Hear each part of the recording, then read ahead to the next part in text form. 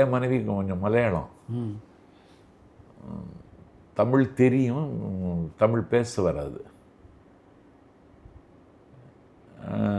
சம்பத்து திமுகவுக்கு போகிறது மாதிரி முடிவெடுத்திருக்கிறது உங்களுக்கு தெரியுமா அப்படின்னு கேட்டாங்க. உங்கள் மனைவி கிட்ட?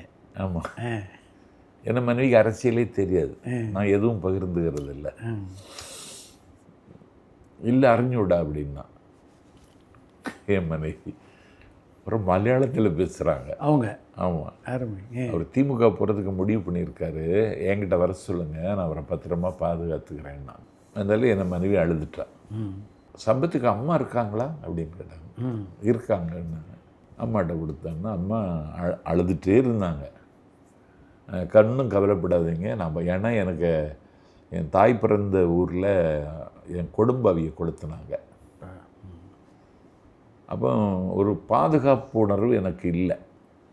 இந்த நேரமும் எங்களுக்கு தாக்குதல் வரலாம் அப்படின்னு ஒரு பயம், அச்சம் கவிந்திருந்த காலம். போடா, அவங்க தான் கூப்பிடுறாங்கல்லடா, நீ என்ன திட்டிருக்க, எல்லாத்தையும் மறந்து ஒன்று கூப்பிடுறாங்களே போடான்னு அம்மா சொன்னாங்க.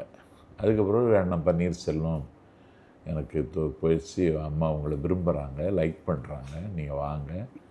நான் சொன்னேன், என் இயல்புக்கு நான் 100% சுயமரியாதைக்காரன், என் இயல்புக்கு நான் இருக்க முடியாது.